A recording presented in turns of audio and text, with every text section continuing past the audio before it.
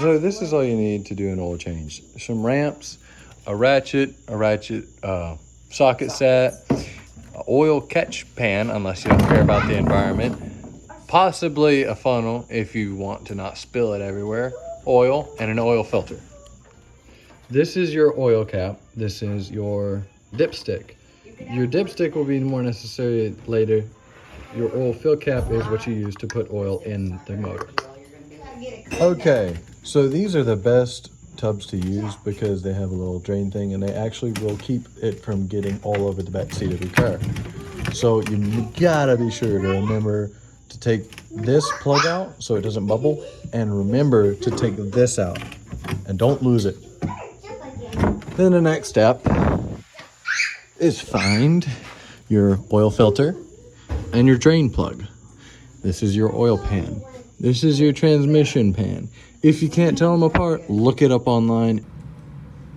One little side note, the oil pan will always have a drain bolt on the bottom.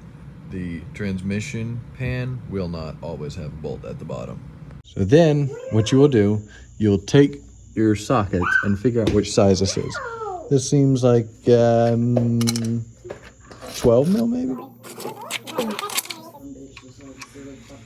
Let's see what that is. 13. Close enough.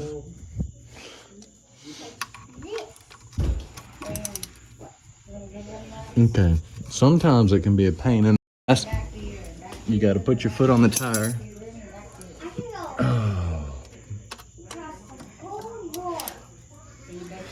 Oh, that's it.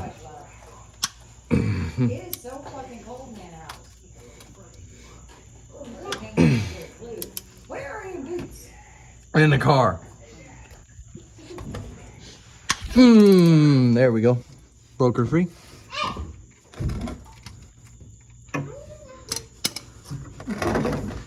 So, if you have an incline, you always want to make sure this is at the bottom of the incline.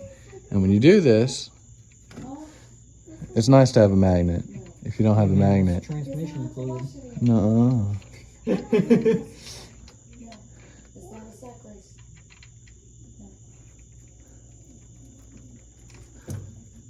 Ooh, it's cold. And then you make sure all of it goes in the pan that you can catch. This is the oil filter.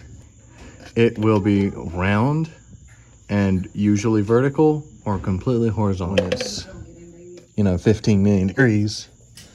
Try and rotate on it. Just like that. Until it's loose. You see the oil's already trying to escape.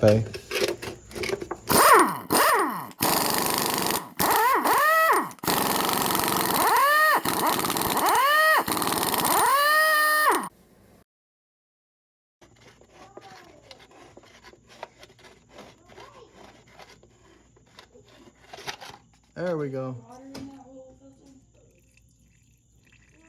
And then instead of all this going on the ground, it goes in the cup. Okay, so the next step will be take a little bit of the oil and with your finger go around the edge and put oil on the filter. That makes it seal against that pretty friggin' good. And then be sure not to cross thread this on here, because if it gets cross threaded, it's gonna be a pain in the butt.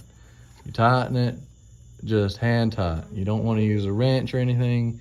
You may need an oil filter wrench on these sometimes to take them off. But some people, if they can't get them off, will take a screwdriver, hammer the screwdriver in, and then pull on the screwdriver. Once it's coming down a trickle like this, you can go ahead and put the screw back in. And then you tighten the ever-living Jesus out of it, just like the last person did. And then go around top. Take your oil. Put her in the hole. Don't mind the gunshots. I hear fireworks. Those are totally not fireworks. Yes, they are. Also, if your funnel falls over, that's just part of it. I shoved it down in there. That's what she does. She likes to break shit.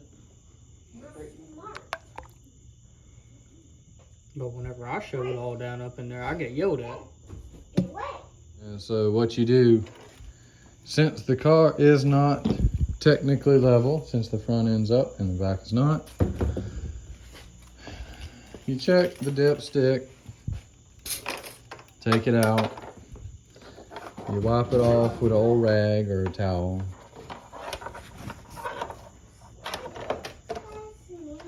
You stick it down in a hole,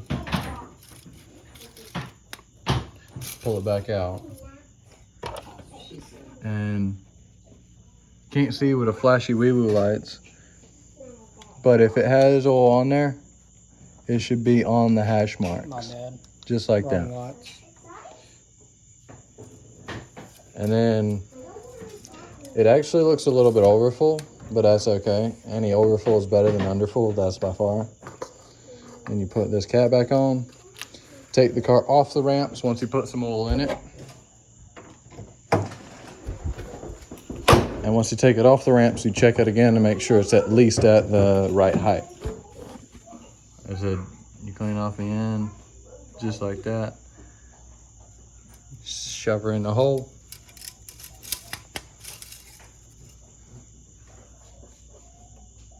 And this one is about halfway full. So I'm gonna put a little bit more in it, and then it should read more right.